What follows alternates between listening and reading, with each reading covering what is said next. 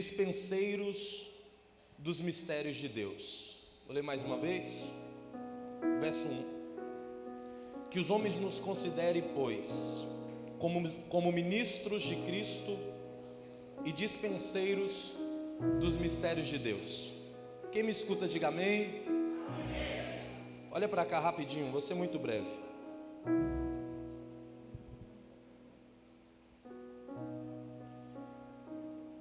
As palavras de Paulo não são palavras jogadas ao vento. Haja visto aqui quem já estudou sobre as biografias do mesmo, sabe o valor que era para enviar apenas uma única carta. E que cada vírgula e cada palavra tinha uma utilidade muito grande. Cada tinta que era gasta e cada pena tinha uma utilidade muito grande. Glória a Deus. Nesse cenário, nós começamos a entender que Paulo não desperdiçava palavras. E quando ele usa essa expressão ministro, não é colocando apenas uma expressão de alguém que está diante de uma tribuna ou com o microfone na mão. Porque primeiro que nossa geração precisa entender que ter ministério não é ter microfone. Porque tem muita gente que tem microfone, mas nunca teve ministério. E tem gente que tem ministério, mas nunca pegou no microfone. Essa expressão ministro, ela se perde com o decorrer do tempo. Só que a expressão que Paulo usa aqui para ministros, no grego, não é uma expressão apenas lançada ao vento, ou uma palavra qualquer. Qualquer Bíblia de estudo que você tiver na tua casa e abrir, a expressão que o comentarista dá é aos garçons, aqueles que servem, aqueles que estão para servir, ou aos empregados. A expressão é essa, garçons ou empregados, mas no grego, que é aonde Paulo escreve, não dá conotação de empregados ou garçom, não. A impressão no original grego aqui é alguém que trabalha como remador de um barco. E aí eu entendo que as palavras de Paulo não são jogadas ao vento. Para quem estuda sabe que a cidade de Corinto é uma cidade portuária. E por ser uma cidade portuária, ele sabe para onde ele está direcionando. Os remadores de barco, eles ficavam no sótão do barco ou na parte de baixo. Que a intenção era que todos que trabalhassem nessa área remassem com a mesma força, na mesma intensidade, para que o barco não pudesse parar. Com um detalhe, esses remadores não aparecem. Esses remadores ficam escondidos até que a viagem seja concluída e eles assim possam sair. O que Paulo está dizendo é aos remadores da fé: sejam como Cristo. Como? Vocês não precisam de microfone para fazer esse barco chamado Evangelho andar. A foto de vocês também não precisa estar no cartaz para esse barco andar. O que vocês precisam entender é que competição com o microfone na mão é no The Voice.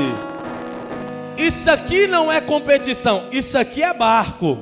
E esse barco se chama Evangelho. E na intensidade que eu vou, eu não apareço. Quem aparece é quem está conduzindo lá em cima.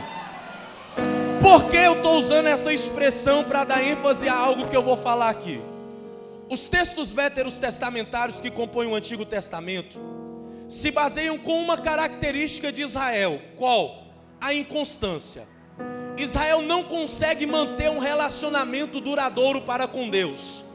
Desde o jardim, que era só obedecer, eles foram inconstantes na obediência. Até nos Juízes, que era só manter a intensidade que Deus já tinha entregue na mão, eles não conseguiam manter a intensidade.